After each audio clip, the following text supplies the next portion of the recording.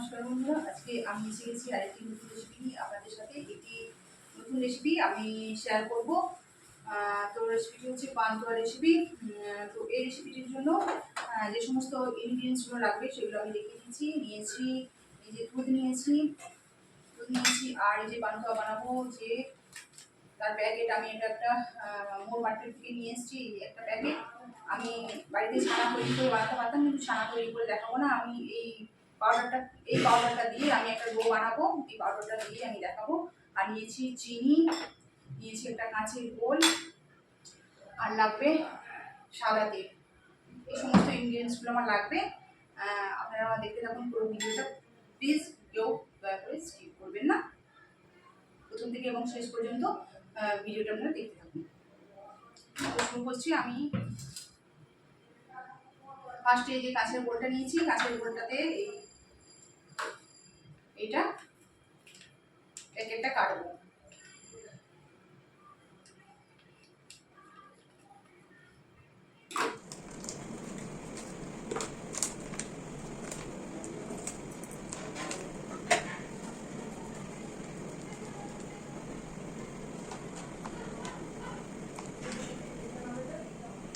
এইটাকে আমি এটা দুধ দিয়ে একটু একটু করে দুধ দিয়ে এটাতে এবার একটু একটু করে দুধটা দিয়ে ডো বানাবো।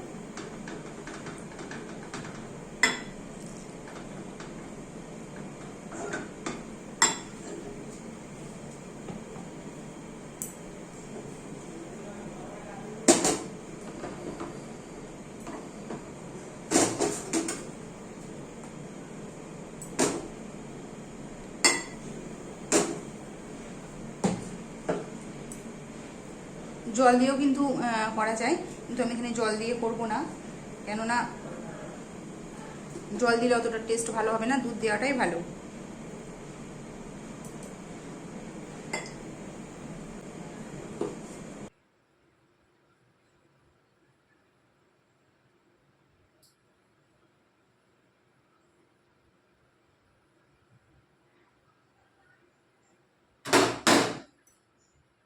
সব দুধটা কিন্তু আমার লাগেনি, দেখতে পাচ্ছেন সব দুধটা। এটা আমি রেখে দেবো পাশে।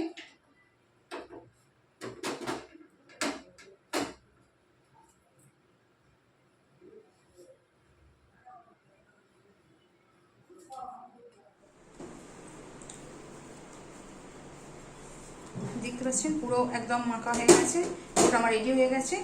এরপর আমি কি করব, হাতে একটু ঘি লাগিয়ে নেব। এই যে ঘি, হাতে একটু ঘি লাগিয়ে নেব।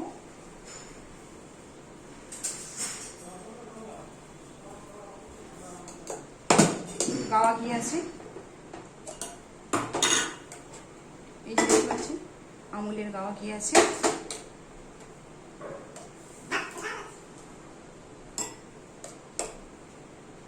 হাতে একটু লাগিয়ে নেব।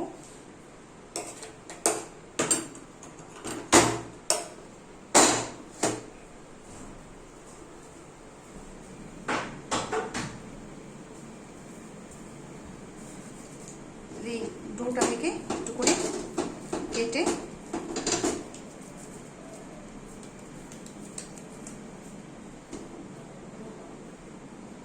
একটু করে যে বল কেটে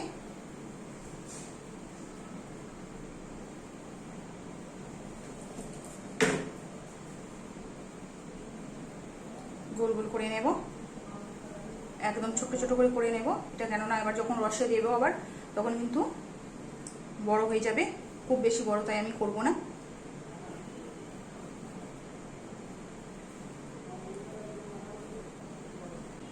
প্রথম মিষ্টিটা আমার হয়ে গেছে, রাখলাম।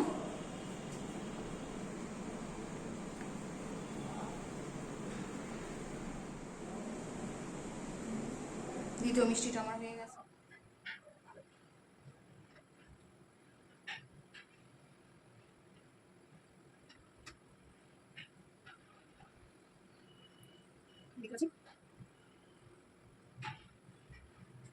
এতগুলো মিষ্টি হয়েছে, নিজে এতগুলো মিষ্টি হয়েছে, বাটি ফাঁকা হয়ে গেছে।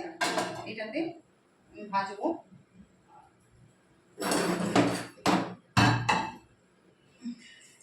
এটাতে ভাজবো মশলা। এরপর এতে আমি তেল দেবো।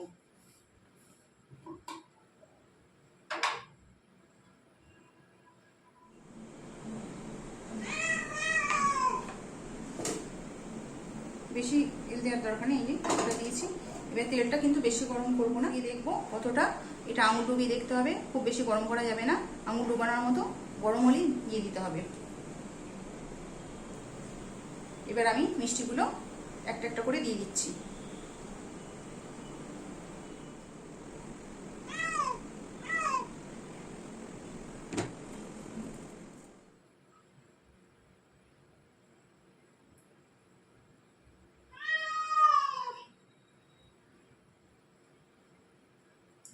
এটা কিন্তু মিডিয়াম টু লো ফ্লেমে ভাজতে হবে,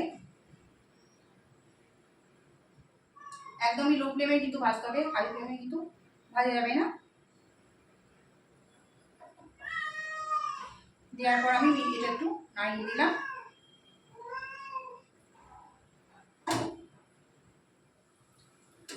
নড়িয়ে দিচ্ছি, দেখতে পাচ্ছেন মিষ্টিগুলো।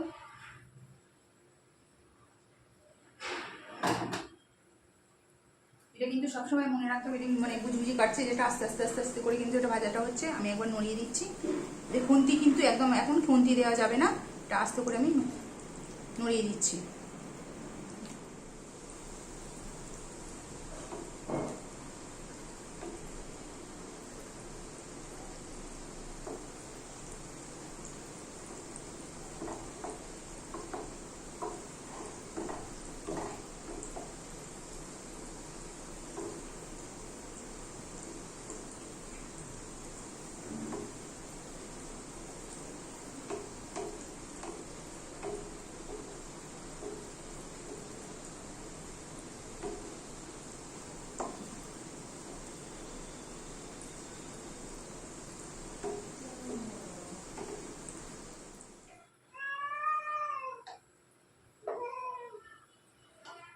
গ্যাস ওনার আছে, এই কড়াটাতে আমি চিনি শিরাটা তৈরি করে নিচ্ছি।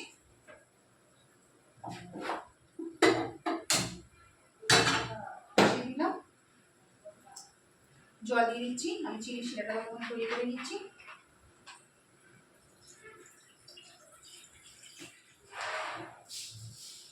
তৈরি করে নিচ্ছি, দেখতে পাচ্ছেন।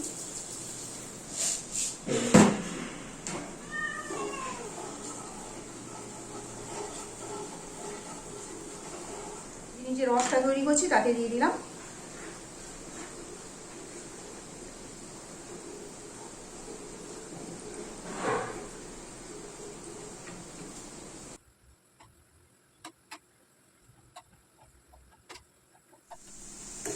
মিষ্টিগুলো এবার আমি চিনির রসে দিয়ে দিচ্ছি, পুরোপুরি ভাজা হয়ে গেছে, দেখতে পাচ্ছেন।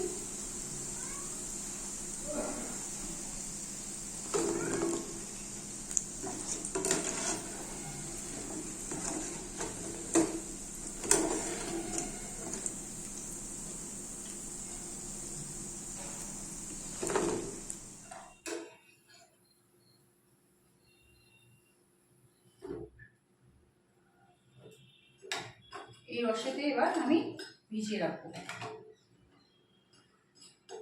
যতক্ষণ না রসটা পুরোপুরি ভেতরে ঢুকছে ততক্ষণ কিন্তু এটা ভিজানো থাকবে, অন্তত 4 থেকে 5 ঘন্টা এটা কিন্তু ভিজানো থাকবে। মিষ্টিগুলো দেখতে পাচ্ছেন রসে ভিজে গেছে একদম, এই যে পান্তুয়াগুলো একদম রসে ভিজে গেছে। 7 ঘন্টা মতো আমার হয়েছে, এই যে কতগুলো পান্তুয়া আমার হয়েছে দেখতে পাচ্ছেন। আমি যে এতে ভিজিয়েছিলাম, এতে রস করেছিলাম, এতে ভিজিয়েছিলাম, তো এতে এই কাঁচের বলে আমি ঢেলে নিলাম, নিয়ে আপনাদের দেখাচ্ছি। এবার আমি এটা খেয়ে দেখাচ্ছি।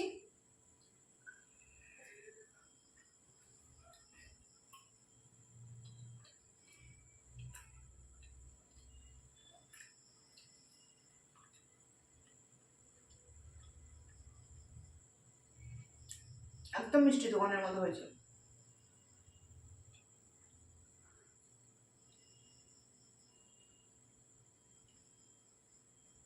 আমি একটা খেয়ে দেখাচ্ছি,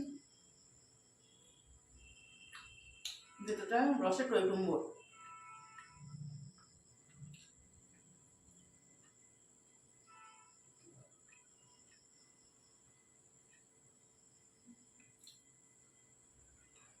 দুর্গাপুজো স্পেশাল পান্তুয়া বানালাম। তো পুজোতে সবাইকে অনেক অনেক শুভেচ্ছা, সবাই অনেক অনেক ঘুরবেন খুব ভালো করে, ঠাকুর দেখুন, আনন্দ করুন এবং পুজো উপভোগ করুন। আজ আসি, নমস্কার।